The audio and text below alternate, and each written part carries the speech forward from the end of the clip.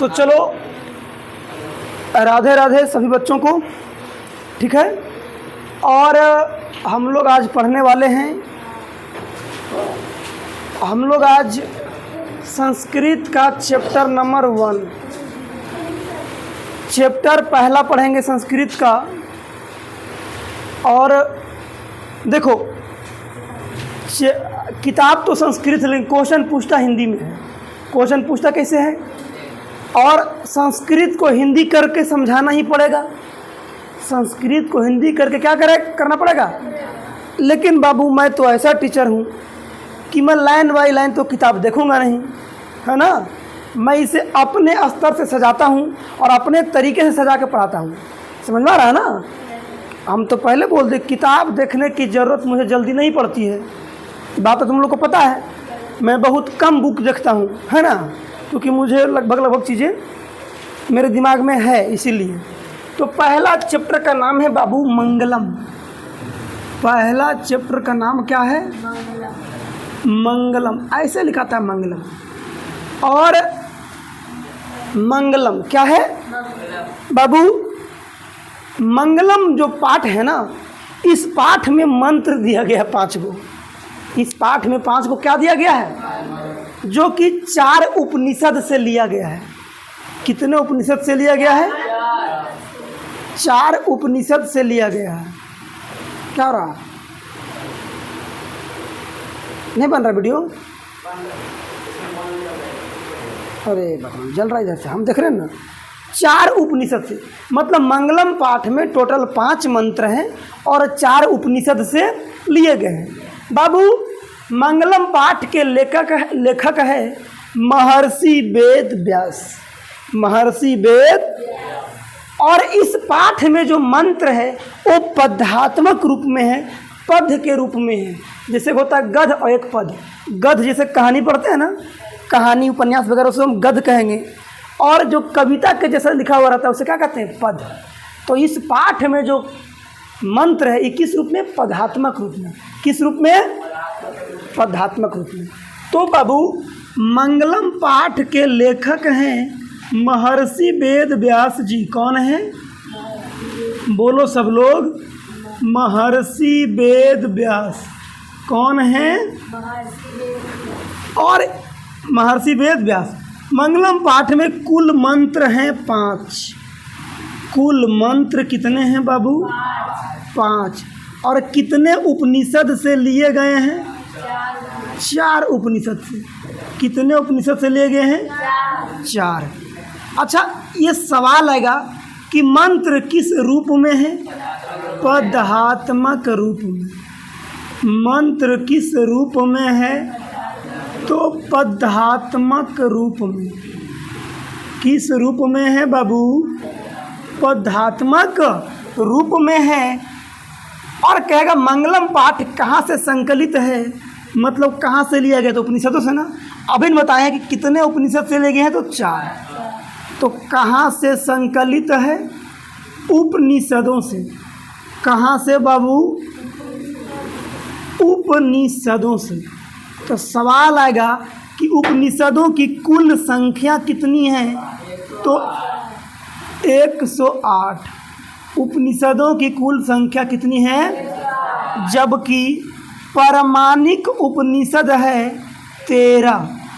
पारमाणिक उपनिषद कितने हैं बाबू, 13। सब लोग बोलो। अब समझते हैं कि उपनिषद क्या है, उपनिषद का अर्थ क्या होता है, समझेंगे ना। उपनिषद का अर्थ क्या होता है, तो बाबू उपनिषद का अर्थ होता है गुरु के समीप बैठकर शिक्षा प्राप्त करना। गुरु के समीप या निकट बैठकर शिक्षा, जैसे तुम लोग अभी गुरु के, हम तो गुरु ही हैं, तो गुरु के समीप बैठकर तुम लोग शिक्षा प्राप्त कर रहे हो, तो इसी को ही क्या कहेंगे, उपनिषद। तो उपनिषद का अर्थ क्या होगा बाबू, गुरु के समीप बैठकर शिक्षा प्राप्त करना। गुरु के समीप बैठकर शिक्षा प्राप्त करना। गुरु के समीप बैठकर, शिक्षा नहीं शिक्षा होता है, शिक्षा बोल रहे थे नहीं, गुरु के समीप बैठकर शिक्षा प्राप्त करना, है ना। बताओ मंगलम पाठ के लेखक कौन है? बोलो कौन है मंगलम पाठ के लेखक? मंगलम पाठ में कुल कितने मंत्र हैं? 5। कितने उपनिषद से लिए गए हैं? 4। मंत्र किस रूप में है? पदात्मक। किस रूप में? पदात्मक रूप में। मंगलम पाठ कहाँ से संकलित है? उपनिषदों से। कहाँ से? हाँ, ये पंखा बंद करो। मंगलम वहाँ से बंद करो। अरे गरम नहीं, पंखा वीडियो में कर देता हूँ, तुम बंद करो जल्दी। ठीक बोला, किंग सही बोला। ये पंखा रोज बहुत डिस्टर्बेंस करता है। 0 पे करो। हाँ बस, अब ठीक हो गया। तो बताओ मंगलम पाठ कहाँ से संकलित है बाबू? उपनिषदों से। सब लोग बोलो। उपनिषदों की कुल संख्या 108। कितनी है? परमाणिक उपनिषद कितने हैं? मतलब प्रमाण जो मिला है, ग्रंथों में लिखा गया है कि उपनिषद 108 है, लेकिन हम लोग को प्रमाण कितने का मिला है? 13, है ना। उपनिषद का अर्थ क्या होता है? गुरु के समीप बैठकर शिक्षा प्राप्त करना। गुरु के समीप बैठकर। बाबू पहला मंत्र में लिखा गया है हिरण्मयन पात्रन अपिहितम, है ना। हिरण्मयन पात्रन, है ना, सत्यस्य अपिहितम, ऐसे कुछ लिखा गया है। तो हिरण्मयन पात्रन है पहला मंत्र। हिरण्मयन पात्रन, ये सवाल आएगा कि हिरण्मयन पात्रन किस उपनिषद से लिया गया है? तो आंसर मारेंगे ईशावास्य उपनिषद। 13 उपनिषद का प्रमाण मिला है, लेकिन हम लोग पढ़ेंगे 4, क्योंकि मंगलम पाठ में कितने उपनिषद है? मंत्र भले 5 हैं, लेकिन उपनिषद कितने हैं? मतलब 3 मंत्र 3 उपनिषद से और 2 मंत्र एक ही उपनिषद से है। तो मंत्र हो गया 3 2 5 और उपनिषद 3 1 4। तो हिरण्मयन पात्रन जो बाबू ये लिया गया है ईशावास्य उपनिषद से। किस उपनिषद से लिया गया है? सब लोग बोलो। ईशावास्य उपनिषद से। और हिरण्मयन पात्रन का अर्थ होता है सोने का पात्र। हिरण्मयन पात्रन का अर्थ क्या होता है? सोने का पात्र। पात्र मतलब बर्तन होता है। बाबू महर्षि वेद व्यास जी बताते हैं कि आजकल जो है सत्य का मुंह सोने के पात्र से ढका हुआ है। इसका अर्थ ये हुआ कि व्यक्ति कुछ चंद लालच के वजह से सत्य नहीं बोल पाते हैं। उसका मुंह सोने के पात्र से, सोने के बर्तन से ढका हुआ है। जैसे मान लो कोई आदमी मर्डर कर दिया किसी को, चाहे 2 लाठी मार दिया, नस्ला लाठी 4 लाठी हो मच के दिया, ऐसे है ना। अब फलानवा मारा चिलनवा को, मान लो, है ना, ये फलना है, बेचारा फलना है, मान लो एक यहाँ चिलना है ना। ये मारा इसको, किसको? फलन को मारा। किसको? फलन को मारा। कौन? चिलन। एगो ने व्यक्ति है, मान लो ढकन। ढकन कौन व्यक्ति है? अब फलन बेचारा जाके केस कर दिया कि हमको चिलन मारा है।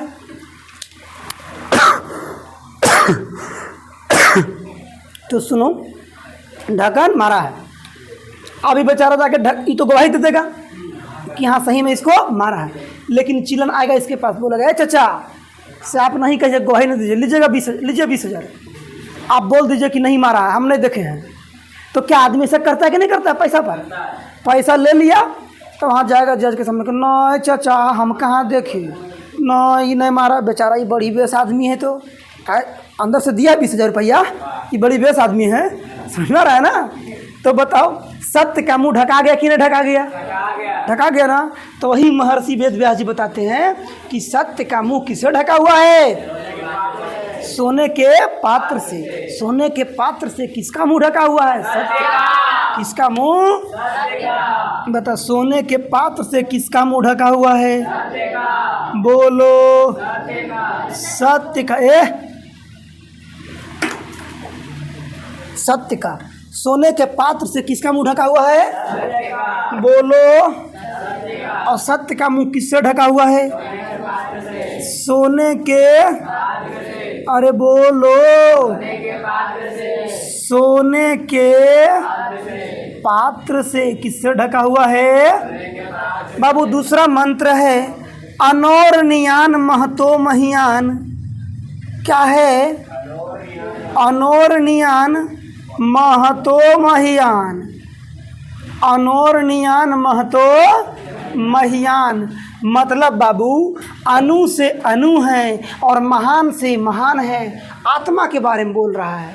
अनोरनियान मतलब अनु से अनु, महतो महियान मतलब महान से महान। महर्षि वेद व्यास जी बताते हैं, पहले नंबर तो ये लिया गया है कठोपनिषद से। एक कहाँ से लिया गया है? अनोरनियान महतो महियान किस उपनिषद से लिया गया है? कठोपनिषद से। किस उपनिषद से? आगे देखो। ओए बाबू तेरा ध्यान किधर है? बकलोल, मेरा लाठी इधर है, समझ में आ रहा है ना? धैर्य लठिया बजरेगा, समझ लो। बकलोल कहीं के तो अनोरनियान महतो महियान। बाबू महर्षि वेद व्यास जी बताते हैं कि जो आत्मा के बारे में बताते हैं कि हमारे जो आत्मा है ये अणु से भी अणु है, मतलब छोटा से भी छोटा है, सूक्ष्म से भी सूक्ष्म है। अणु पढ़ा होगा केमिस्ट्री में। अणु इतना छोटा पार्टिकल होता है जिन्हें हम आँखों से नहीं देख सकते हैं, नंगी आँखों से सूक्ष्मदर्शी से देखेंगे। इतना छोटा क्या होता है? अणु। और अणु से भी छोटा कौन है? आत्मा। और या तो ये महान से महान है, या तो अणु से अणु है, या तो सूक्ष्म से सूक्ष्म है, या तो आत्मा महान से। समझ में आ रहा है ना? और ये आत्मा को हम वश में नहीं कर सकते हैं, आत्मा को वश में, क्योंकि ये आत्मा जो है परमात्मा का अंश है। हर व्यक्ति के आत्मा जो है वो किसका अंश है? परमात्मा का। परमात्मा मतलब ईश्वर का। और संपूर्ण संसार में ईश्वर शासन कर रहे हैं। संपूर्ण संसार में शासन कौन कर रहे हैं? ईश्वर। तो बताओ ईश्वर को हम मतलब ईश्वर को अपने बस में कर सकते हैं? तो ईश्वर को अपने बस में नहीं कर सकते हैं, मतलब परमात्मा को अपने बस में। और परमात्मा को अपने बस में नहीं करेंगे तो परमात्मा का अंश ही तो आत्मा है। यही तो व्यास जी बता रहे हैं। तो बाबू आत्मा किसका अंश है? परमात्मा का। हम किसे वश में नहीं कर सकते हैं? आत्मा को, क्योंकि आत्मा किसका अंश है। और संपूर्ण संसार किसके द्वारा शासित है? परमात्मा के द्वारा। किसके द्वारा?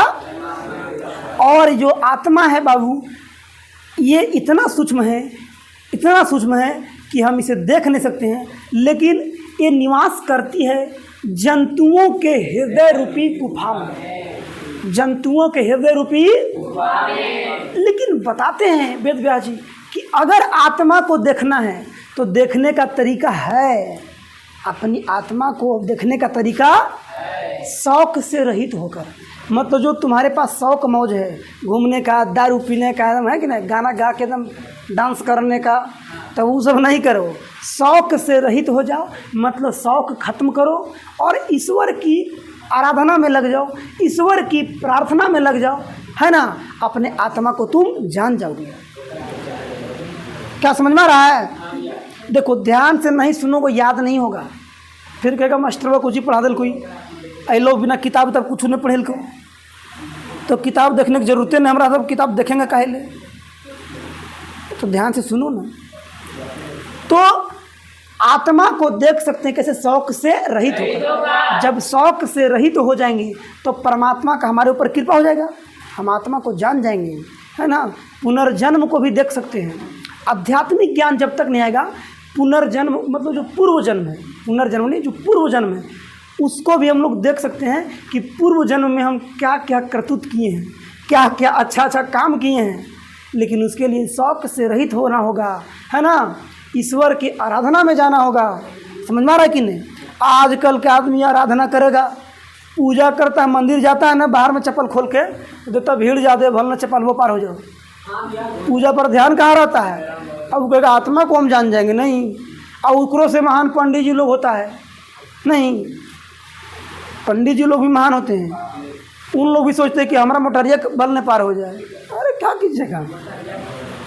हाँ चलो, अरे मजाक वाली बात है कि नहीं? पंडित जी का तो लहता है बाबू, पंडित है कि नहीं? वो ब्राह्मण है तो उन्हीं का तो लहता है। चलो क्या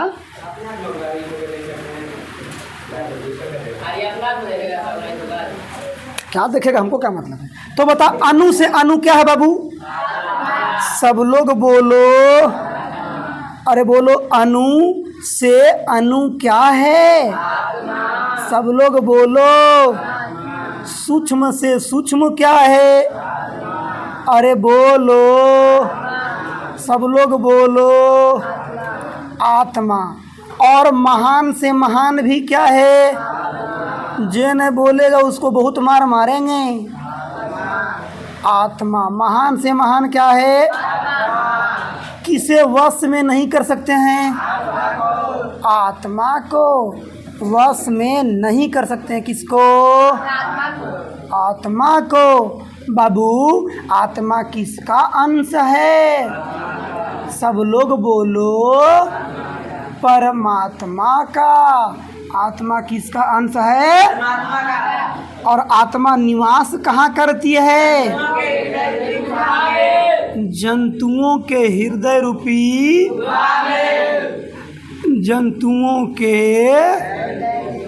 हृदय रूपी गुफा में। और आत्मा को कैसे देख सकते हैं? हाँ, शौक से रहित होकर। आत्मा को कैसे देख सकते हैं? और जिसके ऊपर परमात्मा की कृपा हो, जिसके ऊपर परमात्मा की कृपा हो। मतलब संपूर्ण संसार किसके द्वारा शासित है? परमात्मा के द्वारा। किसके द्वारा शासित है? परमात्मा के। बाबू, तीसरा मंत्र में लिखा गया है सत्यमेव जयते। क्या लिखा गया है? सत्यमेव जयते। और ये लिया गया है मुंडक उपनिषद से। कौन उपनिषद से? मुंडक उपनिषद। इसको संधि करेंगे तो मुंडकोपनिषद से। कहाँ से लिया गया है? तुम लोग देखो, सिक्का पैसा जो भारत में चलता है, लिखा हुआ रहता है उसमें सत्यमेव जयते लिखा हुआ रहता है ना। इसका अर्थ क्या होता है? कि सत्य की जीत होती है। हमेशा किसकी जीत होती है? सत्य की। इसलिए सत्य के मार्ग पे चलो, कभी भी गलत मार्ग को मत अपनाओ। चाहे जीवन में कितना भी कठिनाई क्यों ना आ जाए, लेकिन हमेशा किस मार्ग पे चलो? सत्य के मार्ग पर चलो। किस मार्ग पे चलो? सत्य के मार्ग पे चलो।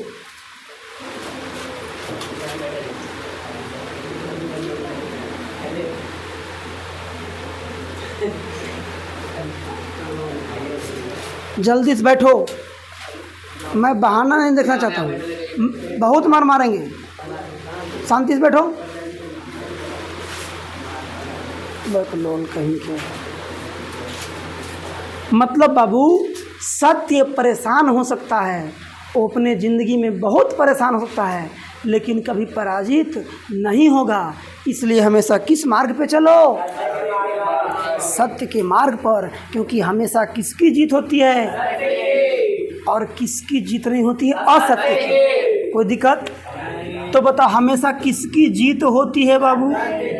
अरे बोलो, सब लोग बोलो, सत्य की। किसकी जीत होती है और किसकी जीत नहीं होती है? सब लोग बोलो, असत्य की। किसकी जीत नहीं होती है? चलो बताओ, मंगलम पाठ के लेखक कौन है? महर्षि वेद। इसमें कुल कितने मंत्र हैं? कितने उपनिषद से लिए गए हैं? 4। कितने से? मंत्र किस रूप में है? पदात्मक रूप में। मंगलम पाठ कहाँ से संकलित है? उपनिषदों से। उपनिषदों की कुल संख्या 108। प्रामाणिक उपनिषद 13। उपनिषद का अर्थ क्या होता है? गुरु के समीप बैठकर शिक्षा। मंत्र हिरण्मयन पात्रेण किस उपनिषद से लिया गया है? ईशावास उपनिषद। हिरण्मयन पात्रेण का अर्थ क्या होता है? सोने का पात्र। सोने के पात्र से किसका मुंह ढका हुआ है? सत्य का मुंह किससे ढका हुआ है? सोने के पात्र से। किसका? सोने के। अनोर नियान महतो महियान किस उपनिषद से लिया गया है? अणु से अणु क्या है? आत्मा। सूक्ष्म से सूक्ष्म क्या है? महान से महान क्या है? आत्मा। किसे वश में नहीं कर सकते हैं? और आत्मा किसका अंश है? परमात्मा। संपूर्ण संसार किसके द्वारा शासित है? परमात्मा के द्वारा। आत्मा कहाँ निवास करती है? जंतुओं के हृदय रूपी। और आत्मा को कैसे देख सकते हैं? और जिसके ऊपर परमात्मा की कृपा। सत्यमेव जयते किस उपनिषद से लिया गया है? मुंडकोपनिषद। सदा किसकी जीत होती है? किसकी जीत नहीं होती है? असत्य की। कोई दिक्कत? चौथा मंत्र है यथा नदः स्यन्दमानः। यथा नदः स्यन्दमानः। यथा नदः स्यन्द। यथा नदः मतलब नदियाँ। क्या हो गया? यथा नदः। नदः मतलब नदियाँ। स्यन्द मतलब समुद्र। स्यन्द मतलब, और मानः मतलब मिलना। मतलब बाबू जो नदियाँ है वो कहाँ मिल जाती है? समुद्र में। नदियाँ कहाँ मिल जाती है? अपना नाम और रूप छोड़ती है। और नदियाँ कहाँ मिल जाती है? अब सुनो, अब तुम लोग कहेगा नदियाँ समुद्र में तो मिल जाती है नाम और रूप छोड़कर, ये कैसे? तो समुद्र तो बहुत बड़ा है, उसमें बहुत सारे नदी का पानी जाता है। गंगा नदी का पानी, धनार्जय नदी का पानी, खुरी नदी का पानी, दामोदर नदी है ना, यमुना, सरस्वती। और तू समुद्र में हेल जा, और समुद्र में तुम हेल के बता दोगे कि एकरा में कौन गंगा नदी का पानी है, कौन जमुना के है? नहीं बता पाओगे, क्योंकि नदी अपना नाम और रूप छोड़ दिया। समुद्र में मिलने से पहले वो अपना नाम और रूप छोड़ दिया।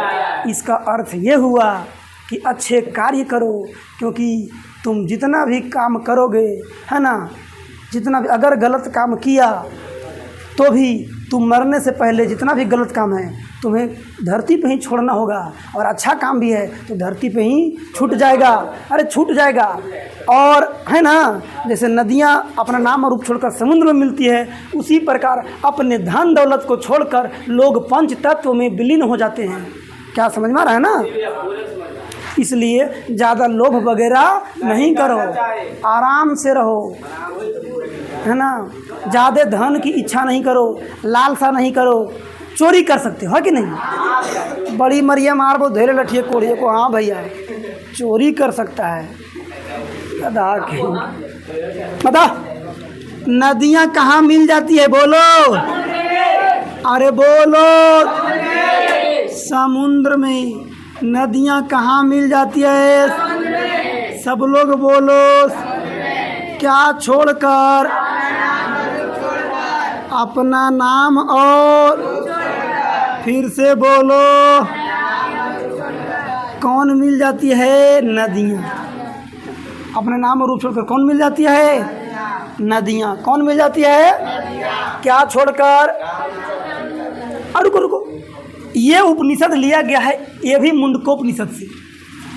यथा नदः स्यन्दमानः भी किस उपनिषद से लिया गया है? मुंडकोपनिषद से। कौन उपनिषद से लिया गया है?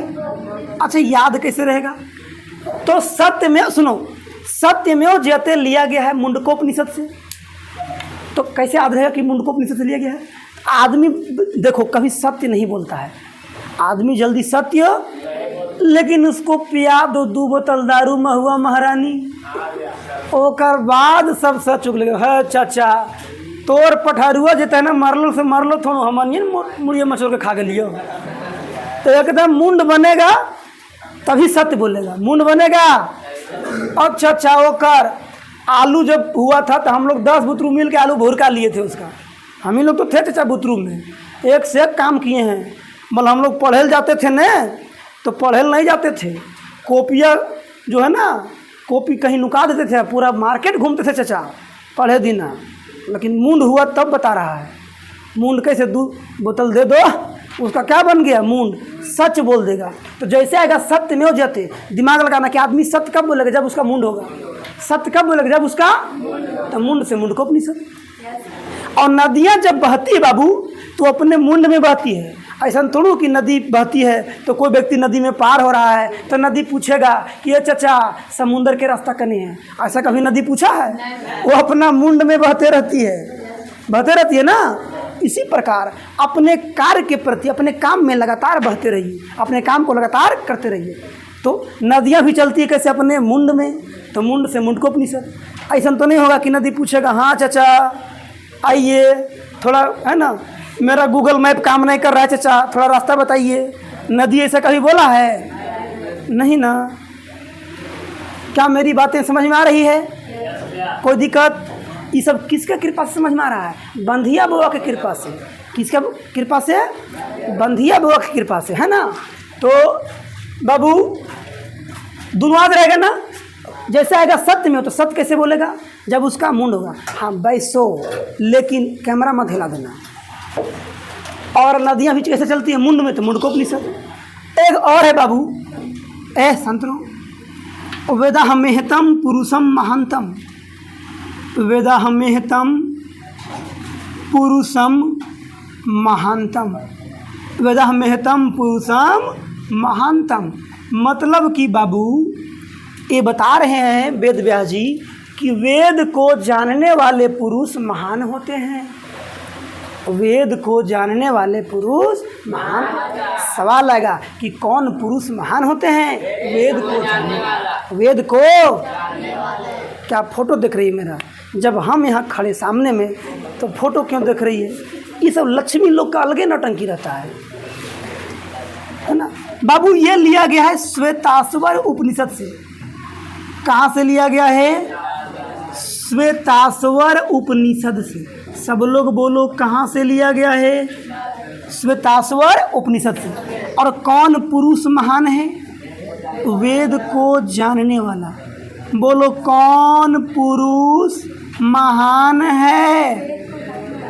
अरे सब लोग बोलो, वेद को जानने वाला। वेद को। क्या बात समझ में आ रहा है? अब देखो पहले मंत्र में किसकी चर्चा है? सत्य की। दूसरे मंत्र में किसकी चर्चा है? आत्मा की। याद रहेगा ना, रटना नहीं है। पहले मंत्र में किसकी चर्चा है? दूसरे मंत्र में किसकी चर्चा है? और इस पूरे मंत्र में ब्रह्म की चर्चा है। उपनिषद मतलब मंगलम पाठ में पूरे मंत्र में किसकी चर्चा है? ब्रह्म की चर्चा है। किसकी चर्चा बाबू? ब्रह्म का अर्थ होता है आत्मा और परमात्मा। ब्रह्म का अर्थ क्या होता है? आत्मा और परमात्मा। आत्मा और। अब देखो 5 मंत्र हो गया। एक हिरण्मयन पात्रेन, एक अनोरणीयान महतो महीयान, 2 हो गया। तीसरा सत्यमेव जयते, चौथा यथा नदः स्यन्दमानः, और 5वां वेदाहमेहतम पुरुषम। 5 उपनिषद हो गया ना। मंत्र हुआ 5। उपनिषद देखो, एगो ईशावास उपनिषद कै गो? एगो। कठोपनिषद कै हुआ? मुंडकोपनिषद कै हुआ? 3 गो ना।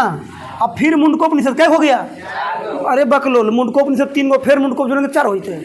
बहुत बढ़िया। हम कहेंगे इस बेंच में मतलब इस क्लास में 40 आदमी है। इस मतलब लाइन में 40 आदमी है ना। इस लाइन में कितना आदमी है? 40 आदमी। अब इसको गिन लिए। और फिर ये मान लो उठ के एने चलाएगी, ये उठ के एने चलाएगी, तो इसको इधर भी गिन लेंगे। अरे ये तो कोमल ही है ना। तो कोमल एक बार गिना गई तो कोमल क्या 2 बार गिनाएगी? तो मुंडकोपनिषद दोनों 3 न हुआ। और एक है कौन? श्वेताश्वर। तो कै उपनिषद हो गया? 4। तो मंत्रवा कै हो गया? 5। और उपनिषद कै गो है? समझ में आया? एक बार रिवीजन कराया जाए। ये समझ में आता है किसकी कृपा से? एक बंधिया बुआ और एक हमारे लाठी की कृपा से, है ना। किसकी कृपा से? ये लाठी है। क्या है? लाठी। इससे कभी हम मारते हैं? हमसे मतलब कि सीधा मास्टर तो हो ही नहीं सकता है। हम इतने अच्छे हैं कि कभी नहीं मारते हैं। कभी मारे तुम लोग को? बहुत बढ़िया। ऐसे मेरा बड़ाई करते रहो, है ना, और वो खाते रहो लाठी। बताओ तो मंगलम पाठ के लेखक कौन है? महर्षि वेद व्यास। मंगलम पाठ में कुल कितने मंत्र हैं? मंत्र कितने उपनिषद से लिए गए हैं? 4। मंत्र किस रूप में है? पदात्मक रूप में। मंगलम पाठ कहाँ से संकलित है? उपनिषदों से। किससे? उपनिषदों की कुल संख्या कितनी है? 108। पारमाणिक उपनिषद कितने हैं? 13। उपनिषद का अर्थ क्या होता है? गुरु के समीप बैठकर सींचा। क्या यहाँ तक आज हो गया? तो बोलो बंधिया बाबा की। आगे आते हैं। मतलब सत्यमेव जयते किस उपनिषद से लिया गया है? ईशावास्य। सत्य गलत पढ़े। हिरण्मयन पात्रेण किस उपनिषद से लिया गया है? हिरण्मयन पात्रेण का अर्थ क्या होता है? सोने। और सोने के पात्र से किसका मुंह ढका हुआ है? सत्य। और सत्य का मुंह किससे ढका हुआ है? सोने के पात्र से। सोने के अनोरनियान महतो महियान किस उपनिषद से लिया गया है? कठोपनिषद से। अनु से अनु क्या है? आत्मा। सूक्ष्म से सूक्ष्म क्या है? आत्मा। महान से महान क्या है? आत्मा। किसे वश में नहीं कर सकते हैं? आत्मा किसका अंश है? परमात्मा का। संपूर्ण संसार किसके द्वारा शासित है? परमात्मा का। आत्मा कहाँ निवास करती है? जंतुओं के हृदय रूपी गुफा में। आत्मा को कैसे देख सकते हैं?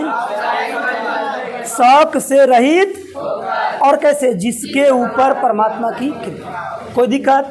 बताओ सत्यमेव जयते कुछ मतलब किस उपनिषद से लिया गया है? मुंडको।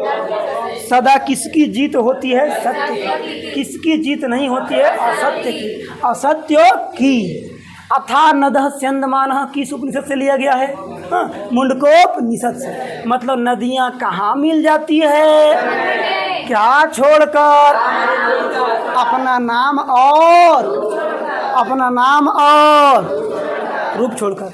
वेदा महतम पुरुषम महानतम किस उपनिषद से लिया गया है? अभी कैसे याद रहेगा? वेद जो व्यक्ति जानता है वो श्वेत वस्त्र धारण करता है। वेद पढ़ने वाला श्वेत वस्त्र पहनता है, तो श्वेत से हो जाएगा श्वेताश्वर उपनिषद। याद करने थोड़ा लॉजिक दे रहे हैं। कौन पुरुष महान है? वेद को जान। पहले मंत्र में किसकी चर्चा है? सत्य की। दूसरे मंत्र में आत्मा की।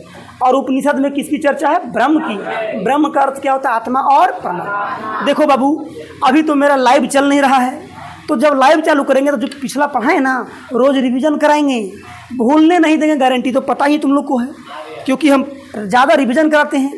कहा गया विद्या योगेन रक्षते, मतलब विद्या की रक्षा अभ्यास से होती है। जब तक अभ्यास नहीं करेंगे, बार बार अभ्यास नहीं करेंगे, तो विद्या हमारे दिमाग में नहीं रहेगी, है ना। क्या मैं चैप्टर को समझा पाया हूँ? अब समझा दिए, लेकिन रिवीजन नहीं करोगे तो याद तो नहीं होगा। लेकिन बुतरू तो रिवीजन करता नहीं है, मास्टर में करना पड़ता है। हम कराते भी हैं। हम क्या करते हैं? कराते भी हैं। डिजिटल बोर्ड आने वाला है, 1 से 2-3 दिन के अंदर आएगा, और लाइव चालू होगा क्लास, और पूरे बिहार देखेगा। जब मैं लाइव चलाऊँगा ना और रोज़ रिवीजन कराऊँगा, एक दिन पूरा बिहार देखेगा। कोई दिक्कत? समझ में आ गया? तो एक बार और बोलो मंधिया बुआ की, लाठी बुआ की। कोई दिक्कत नहीं।